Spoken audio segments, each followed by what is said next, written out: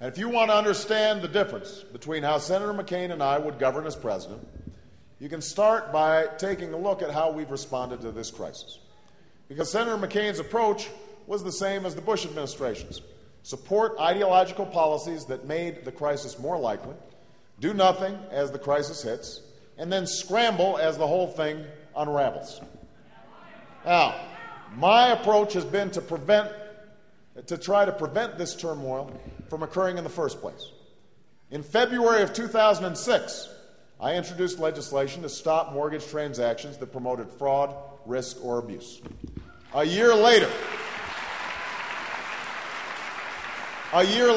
before the crisis hit, I warned Secretary Paulson at the Treasury and Chairman Bernanke of the Fed about the risks of mounting foreclosures and urged them to bring together all the stakeholders to find solutions to the subprime mortgage meltdown. Senator McCain did nothing. Last September, I stood up at NASDAQ and said it's time to realize that we are in this together, that there is no dividing line between Wall Street and Main Street, and warned of a growing loss of trust in our capital markets. Months later, Senator McCain told a newspaper that he'd love to give them a solution to the mortgage crisis, but, and I quote, "I don't know one."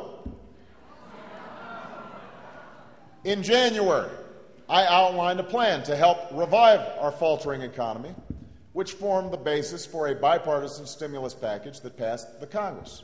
Senator McCain used the crisis as an excuse to push a so-called stimulus plan that offered another huge and permanent corporate tax cut, including $4 billion for the big oil companies, but no immediate help for workers.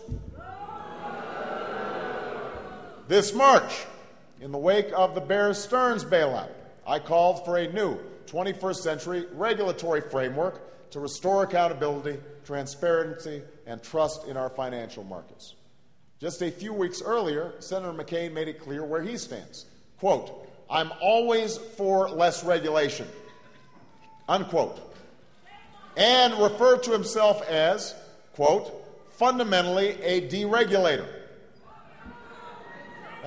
This is what happens when you confuse the free market with a free license to let special interests take whatever they get, however they can get it.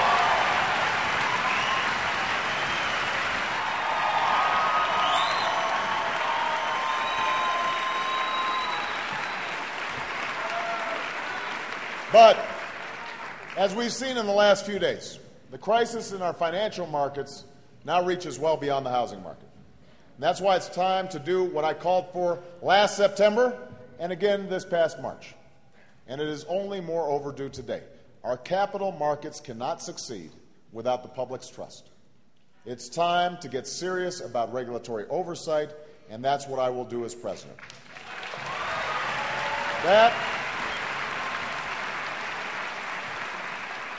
That starts with some core principles for reform that I discussed in a speech at Cooper Union in New York City several months ago. First, if you're a financial institution that can borrow from the government, you should be subject to government oversight and supervision. It's just that simple.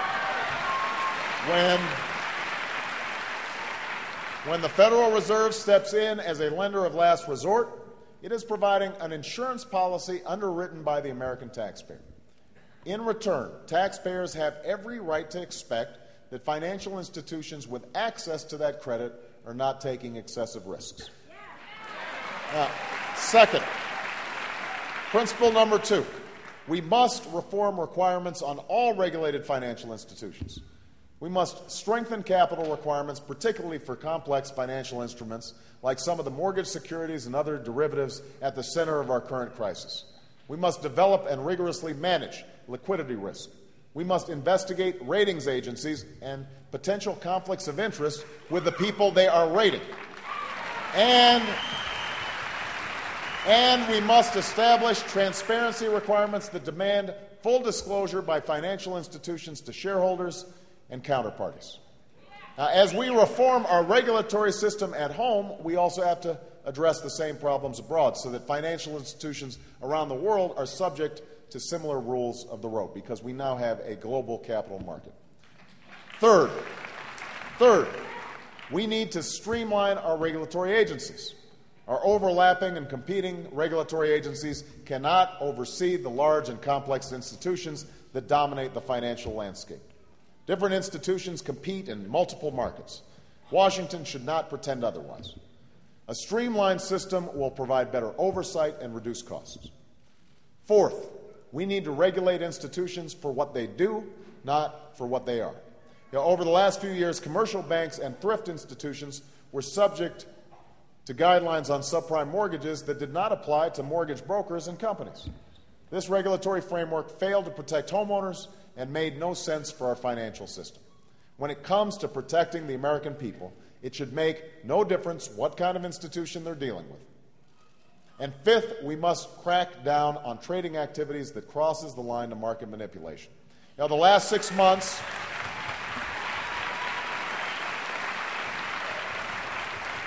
The last 6 months have shown that this remains a serious problem in many markets and becomes especially problematic during moments of great financial turmoil.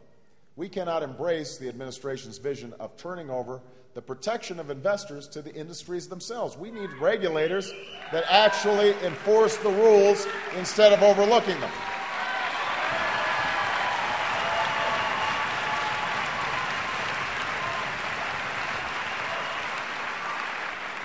The SEC should investigate and punish market manipulation and report its conclusions to Congress. We also have to establish a process that identifies systemic risks to the financial system, like the crisis that's overtaken our economy, much earlier. Too often, we end up where we are today, dealing with threats to the financial system that weren't anticipated by regulators or weren't made public, weren't made clear. We need a standing financial market advisory group to meet regularly and provide advice to the President, to Congress, and regulators on the state of our financial markets and the risks they face. It's time to anticipate risks before they erupt into full-blown crisis, and that's what I will do when I'm President of the United States.